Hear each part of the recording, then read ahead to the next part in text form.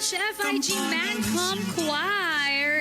Good morning, Pilipinas! At good morning sa mga boss natin. 7:06 na ng umaga. Samahan niyo kami sa loob ng 45 minutos na punong-puno ng talakayan at kwentuhan.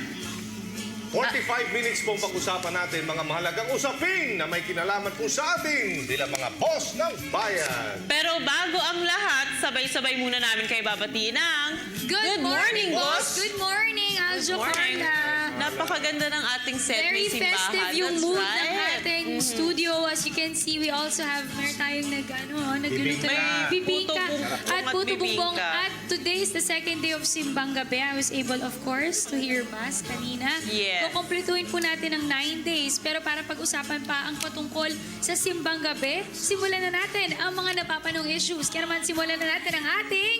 Teka moment!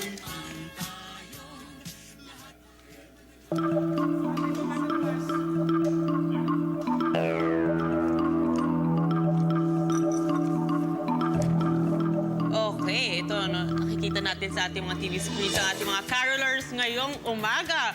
Okay, kanina nabanggit na nga ni Dayan ang Simbang Gabi. Siguro pag-usapan natin yung history ng Simbang Gabi.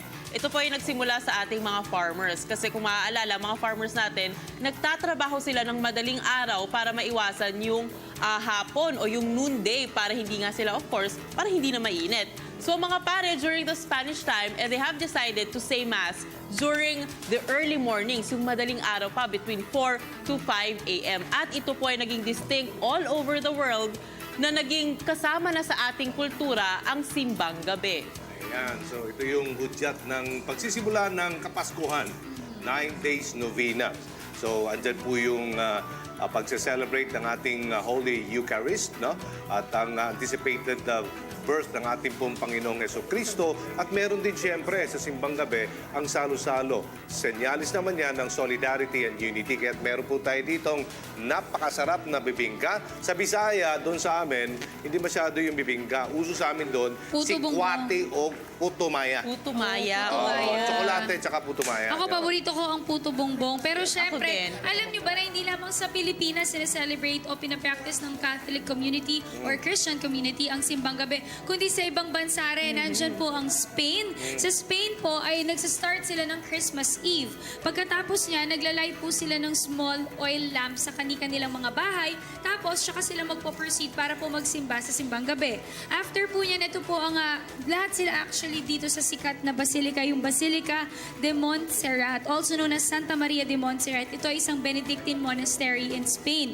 Sa Bolivia naman, ang mga Bolivians naman po, pareho rin sa atin yung tradition nila. Nagsisimbang gabi sila.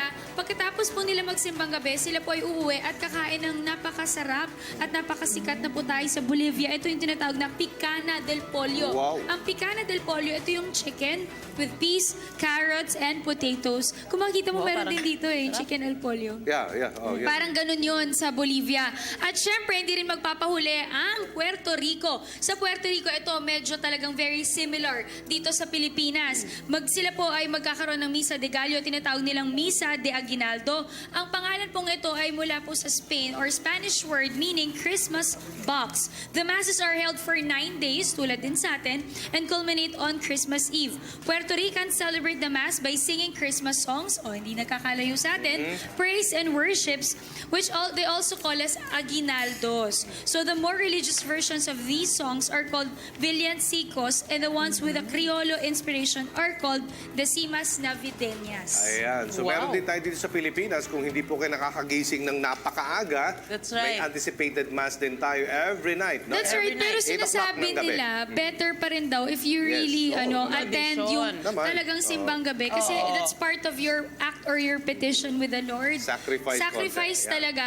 At yun nga, yung simbang gabi, yung history niya, made siya talaga for the Yes. farmers bago Yes. magtilaok yung manok. Before So, sila yun na yung- pumasok, yun na before yung Kasi sila alam naman natin magtrabaho. sa, Yun alam yung naman kwento kasi natin sa Pilipinas, medyo, lalo sa Metro Manila, napaka-traffic. So, mas That's maigi, simbang gabi, yung sa madaling araw kasi wala traffic, di ba? Oh, may anticipated, may simbang gabi there are 3:30 a.m. mass, 5 o'clock a.m. mass, and sinasabi nila na kapag nakompleto mo daw yung 9 days, kasi nga tinatawag rin itong novena mass, kapag nakompleto mo, eh, meron kang wish na pwedeng i-request. Na usually you can nagagrant naman. think. So far, because I've been doing this for the longest time, so far, nagagrant naman po lahat ng wish ko. But more than yung wish na hinihingi mo, meron kang ibang hinihingi pa. Siyempre, gusto mo rin ma-level up yung relationship mo kay Lord. Hindi lang yung dahil nagsisimba ka para sa wish, di ba? Totoo yan. Basta sa puso mo lang, That's sa right. damdamin natin, ang presensya ng Panginoon at hindi tayo lalapit sa Kanya sa panahon na may problema, kundi sa lahat ng panahon na meron po tayong That's blessing. right. Siyempre, magsimba tayo. At syempre, para di naman masayang, sana direct mapakita natin yung napakagandang set natin. Yeah. Tinan mo naman may simbahan tayo. simbahan. Simbang gabi mood talaga with all the choirs and meron din tayo ditong bibingka. And of course, thank you so much to our dear producer Tita Rose for all the hard work and of course, effort para mapaganda yung studio natin. Syempre, tuloy-tuloy pa rin po ang umaga natin. Interesting topics at live discussions. Aljo? Yan, pag-usapan natin habang ako'y kumakain ng bibingka, no? Sarap, tayo no? susubo. Ay, Yung makakain na pagtulong tayo. May po. nagluluto sa atin, mamaya ituturo natin yan. Pagtulong sa mga maralitang Pilipino, paano po isasagawa yan yung presidential the urban poor, no? Yung commission, presidential commission on urban poor, makakasama natin mamaya. At pagtulong naman sa pamamagitan ng pag-awit sa paraan ng kabutihan ngayong Pasko. At syempre, paano po lulutuin yung puto bumbong at bibingka. Yan, de-demonstrate namin mamaya. Patok na pagkain sa panahon ng simbang gabi. Bukod sa bibingka, tuturuan ko din po kayo kung paano gumawa ng hamon. Lahat ng yan Wow! sa live. At ang ETC mga boss, mapapanood din natin ngayong umaga. Ganun, Siyempre, hamon. maaari nyo rin kami panood via live streaming, ptv.ph. Maaari nyong i-like aming Facebook page, facebook.com/gmorningboss. I-follow po aming Twitter account at gmorningboss. At bisitahin na rin ang aming YouTube page, PTV Space PH. Kaya mga boss, dyan lang kayo dahil tuloy-tuloy pa rin po ang ating kwentuhan sa pagbabalik ng Good morning, boss! Morning.